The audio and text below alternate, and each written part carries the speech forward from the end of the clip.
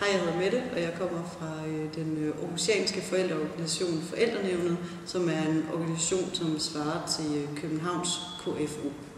I Københavns Kommune er man lige nu ved at planlægge at gennemføre en kæmpemæssig omstrukturering af måden at have institutioner på.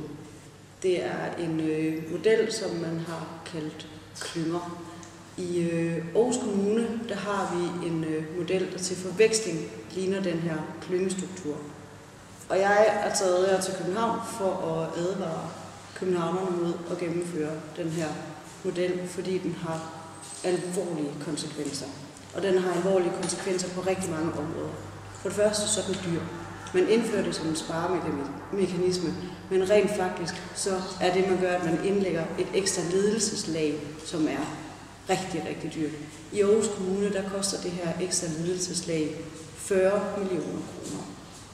Og det er jo nøjagtigt det beløb, som man har tænkt sig at spare, 40 millioner kroner. Udover at den her konstruktion er dyr, så rammer den også demokratiet, og så rammer den også mangfoldighed. Måden man tænker, man kan spare penge på i det her, det er ved at spare souscheferne væk. Men det er jo sådan, at man sparer en hel stilling væk. Man sparer et tillæg væk. Og det her tillæg, man sparer, det kan på ingen måde matche de udgifter, man får til lederlønninger ved at lave den her struktur. For det er altså et ekstra ledelseslag, som kommer til at fungere.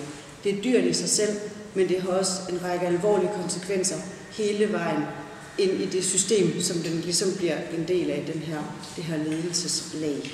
Så siger man, at man vil frigøre tid til børnene. Men det kommer ikke til at ske, fordi det, der sker, det er, at de administrative opgaver, de vokser. Man siger, at lederne i institutionen, de vil få mere tid til børnene.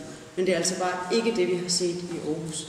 Det, som er et kæmpe problem, det er, at de her ledere, der er i institutionerne, de ikke har fået mere tid til børnene.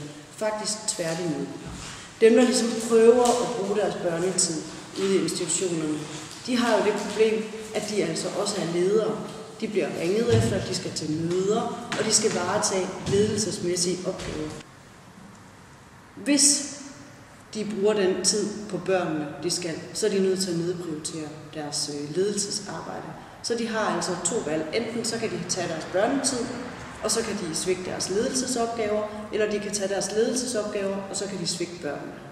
Hvis de prøver at gøre begge dele, ja, så bliver de sygemeldt. For det er også noget af det, vi har set i Aarhus Kommune, det er, at man ved den her samdrift af institutioner så et sygefravær, som skød i vejret. I Aarhus Kommune der fik de selvejende institutioner lov til, efter meget langt hård kamp, at få lov til ikke at blive et dagtilbud, altså at blive ved med at være sin egen selvstændige institution.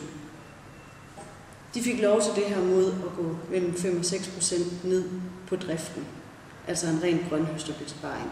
Men selvom de gik ned på driften, så har de stadigvæk en bedre økonomi, fordi de ikke skal finansiere en såkaldt klyngeleder.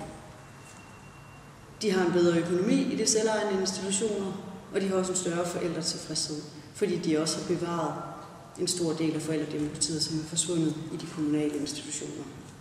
Strukturen i Aarhus, den skal evalueres her hen over efteråret, og det er simpelthen hul i hovedet, at man ikke venter på at se, hvordan den her struktur den bliver evalueret i Aarhus. Forældrenævnet i Aarhus, de er i hvert fald ret klar over, hvordan de synes, at den her model har virket. Og det, der er helt tydeligt, det er, at det her det er altså et skræmmebillede på, hvordan det går, når intentioner om effektivisering ender i bureaukrati og mere udgifter. Det, som er helt grundlæggende problem i at lave de her dagtilbud eller klynger, det er, at konstruktionen er kunstig og ikke matcher virkeligheden. Jeg har talt med en tidligere dagtilbudsleder, som sagde, at fejlen er, at man ikke har set på opgaven, altså institutionens opgave, men at man har fokuseret på administration og på struktur og ikke på indhold. Kerneopgaven, børnene, er altså blevet glemt i det her.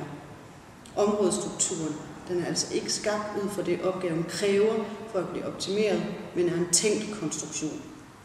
Den ligner en effektivisering af ledelse, men det er altså en skrivebordskonstruktion, som ikke matcher de enkelte institutioners behov, men som blot føjer ekstra ledelsesled til og mere bureaukrati.